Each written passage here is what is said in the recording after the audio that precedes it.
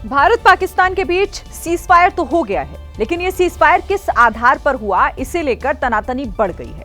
आज विदेश मंत्रालय ने प्रेस कॉन्फ्रेंस कर ट्रेड वाली बात से साफ इनकार कर दिया, लेकिन विपक्षी दल इस पर आक्रामक हैं। कांग्रेस सवाल पूछ रही है कि भारत सरकार सामने आकर ट्रंप के दावों पर स्पष्टीकरण क्यों नहीं दे रही। ट्रंप साहब ने कौन सी ठेकेदारी ले रखी है?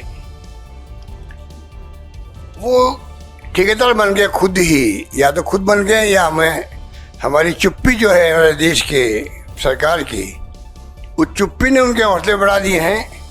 कांग्रेस पूछ रही है कि जब भारतीय सेना अपना पराक्रम दिखा रही थी तो अचानक सीज फायर का फैसला क्यों लिया गया। ऐसे वक्त पर जब हम आक्रामक थे, हमारी सेना आक्रामक थी, हमने सीज फायर क्यों किया? इसका जवाब तो हर व्यक्ति चाहेगा। कांग्रेस लगातार मांग कर रही है कि ऑपरेशन सिंदूर पर सर्वदलीय बैठक बुलाई जाए और इस बार सर्वदलीय बैठक में पीएम मोदी भी मौजूद रहें। सीज फायर को लेकर आम आदमी पार्टी ने कुछ सवाल खड़े किए हैं। मनीष सिसोदिया ने चंडीगढ़ में प्रेस कॉन्फ्रेंस की और पूछा कि पाकिस्तान से ये लिखकर क्यों नहीं लिया गया कि अब वो आतंकी हमले नहीं करवाएगा। मनीष सिसोदिया ने प्रेस कॉन्फ्रेंस की शुरुआत में पहला सवाल ये पूछा कि जब भारतीय सेना मजबूत स्थिति में थी तो सीज फायर का फैसला क्यों लिया गया। प्रधानमंत्री जी के भाषण के बाद कुछ सवाल देश के मन में। पहला सवाल है कि आप मानते हो कि पाकिस्तान आतंकवादी देश है, फिर अचानक से सीज फायर क्यों कर दिया गया? इसके बाद सवाल ये भी हुआ कि आतंक को लेकर पाकिस्तान से लिखित समझौता क्यों नहीं करवाया गया।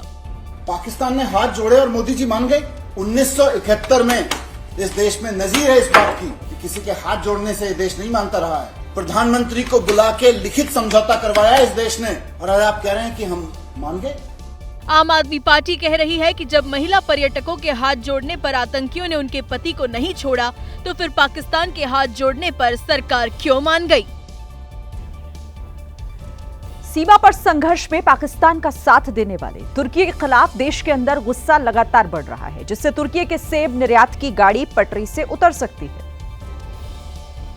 दरअसल भारत पाकिस्तान संघर्ष में तुर्की के स्टैंड से लोग गुस्से में हैं और वो तुर्की से आने वाले सेब खरीदने से मना कर रहे हैं। वहीं अब पुणे के सेब व्यापारियों ने तुर्की के सेब का बहिष्कार कर दिया। व्यापारी हिमाचल प्रदेश और अन्य क्षेत्रों से सेब को प्राथमिकता दे रहे हैं। जो रिटेल कस्टमर है, जो छोटा कस्टमर है, उसने वही मतलब वो लोगों को बोल रहा है कि मेरे को टर्की का एप्पल नहीं चाहिए।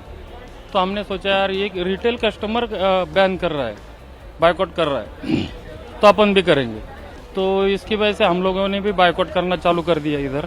भारत में तुर्की का सेब व्यापार 1200 करोड़ रुपए से ज्यादा का है, जिस पर अब ब्रेक लगता हुआ दिख रहा है।